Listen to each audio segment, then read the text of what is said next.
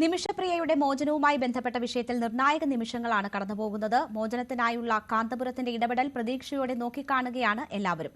North യമനിലാണ് അടിയന്തര യോഗം ചേർന്നത്. ഷെയ്ഖ് ഹബീബ് ഒമറിന്റെ പ്രതിനിധി വഴിയാണ് ഇടപെടൽ നടക്കുന്നത്. കൊല്ലപ്പെട്ടയാളുടെ കുടുംബവുമായാണ് ചർച്ച. നിമിഷപ്രിയയുടെ മോചനത്തിനായി ദയാധനം സ്വീകരിക്കുന്നതിൽ ഇടപെടാൻ പരിമിതികളുണ്ടെന്ന് കേന്ദ്ര സർക്കാർ സുപ്രീംകോടതിയിൽ വ്യക്തമാക്കിയിരുന്നു. പരമാവധി കാര്യങ്ങൾ ചെയ്യുന്നുണ്ടെന്നും നല്ലത് സംഭവിക്കട്ടെ എന്നും AG കോടതിയെ അറിയിച്ചു.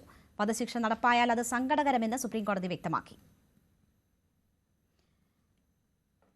വിനോദ് വാർത്തയുടെ വിശദാംശങ്ങളുമായി ചേരുന്നു. വിനോദ്, യമനിൽ വൈകുന്നേരമാകുമ്പോഴേക്ക് എന്താണ് ഈ ചർച്ചയുടെ റിസൾട്ട് എന്നത് അറിയാൻ കഴിയുമെന്നാണ് പ്രതീക്ഷിച്ചിരുന്നത്. ഇപ്പോഴും ചർച്ചകൾ തുടരുന്നു എന്നാണോ മനസ്സിലാകുന്നത്? കുടുംബം ദയാധനം സ്വീകരിക്കാനുള്ള സാധ്യതകൾ ഉണ്ടോ? രേണുക, സങ്കീർണമായ ഒരു സാഹചര്യത്തിലൂടെയാണ് ഇപ്പോൾ കാര്യങ്ങൾ കടന്നു പോകുന്നത്. ചർച്ച തുടരുന്നുവെന്നാണ് നമ്മൾ മനസ്സിലാക്കുന്നത്. കാന്തപുരത്തിൻ്റെ ഇടപെടലാണ് ഏറ്റവും ഒടുവിലുണ്ടായത്. അദ്ദേഹത്തിന് അവിടെ അറിയാവുന്ന മതപണ്ഡിതൻ അദ്ദേഹവുമായി സംസാരിക്കുകയും ആ ഒരു ഇടപെടലിലൂടെ ഈ ദയാധനം കുടുംബം സ്വീകരിക്കുന്ന നടപടികളിലേക്ക് കാര്യങ്ങളെ എത്തിക്കാനുമുള്ള ഒരു ശ്രമമാണ് നടത്തുന്നത്. ഹബീബ് ഉമർ എന്ന മതപണ്ഡിതനാണ് ഇതിനിപ്പോൾ മേൽനോട്ടം വഹിക്കുന്നത്.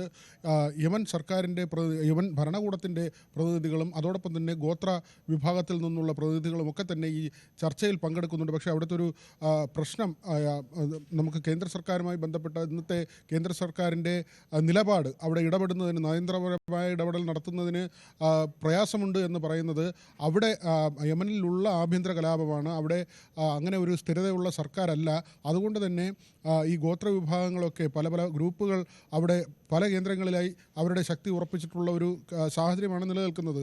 അങ്ങനെയുള്ള ഒരു സാഹചര്യത്തിൽ ഇന്ത്യക്ക് ഒരു നയതന്ത്ര തലത്തിൽ രണ്ട് രാജ്യങ്ങൾ തമ്മിലുള്ള ചർച്ചയാക്കിക്കൊണ്ട് ഇതിനെ പോകുന്നതിനുള്ള ബുദ്ധിമുട്ടുണ്ട്.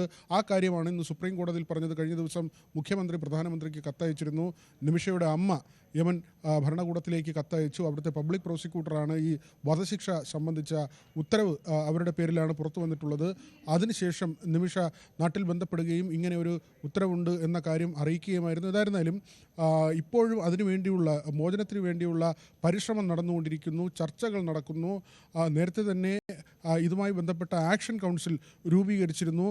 ഈ പണം നൽകുന്നതിനപ്പുറത്തേക്ക്, ഈ ദയാധനം നൽകുന്നതിനപ്പുറത്തേക്ക് കൂടുതൽ സേവനങ്ങൾ യമനുമായി ബന്ധപ്പെട്ട് കൂടുതൽ സർവീസുകൾ നടത്താൻ പല സന്നദ്ധ പ്രവർത്തകരും രംഗത്തേക്ക് വന്നിട്ടുണ്ട്.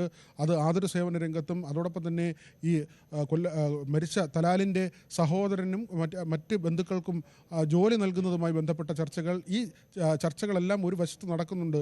അങ്ങനെ കൂടി ഒരു ആശങ്കയുണ്ട്. കാരണം ഈ ചർച്ചകൾ നടക്കുന്നതിനിടയിലാണ് ഇത്തരത്തിൽ ഒരു ഉത്തരവ് പുറത്തു വന്നത്. അതും വലിയ ആശയക്കുഴപ്പമുണ്ടാക്കി. പിന്നീട് അത് ആശങ്കയായി മാറുകയും ചെയ്തു. എന്തുകൊണ്ടാണ് തിടുക്കത്തിൽ ഇങ്ങനെ ഒരു ഉത്തരവുണ്ടായതെന്ന ചോദ്യമാണ് ഉയർന്നു വന്നത്. ഇനി ഈ മറ്റന്നാൾ എന്ന ദിവസത്തിലെങ്കിലും ഒരു മാറ്റം, അത് കുറച്ച് ദിവസത്തേക്ക് നീട്ടിവെക്കാൻ കഴിഞ്ഞാൽ അതുപോലും വലിയ പ്രത്യാശ നൽകുന്ന കാര്യമാണ്. വീണ്ടും സംഭാഷണങ്ങൾക്കുള്ള സാഹചര്യം ഉണ്ടാകും. ഏതായിരുന്നാലും ഇപ്പോഴും ചർച്ച തുടരുന്നു. പ്രത്യാശയ്ക്കുള്ള വകയുണ്ട് എന്നാണ് കാന്തപുരത്തിൻ്റെ ഓഫീസുമായി ബന്ധപ്പെട്ട് നമ്മൾ ബന്ധപ്പെടുമ്പോൾ അറിയാൻ കഴിയുന്നത്. അവരുടെ പ്രതിനിധികൾ ആ നിലയ്ക്കാണ് പറയുന്നത്. ഏതായിരുന്നാലും ശുഭകരമായ ഒരു വാർത്തയ്ക്ക് വേണ്ടിയാണ് ഏവരും കാത്തിരിക്കുന്നത്. ശരി.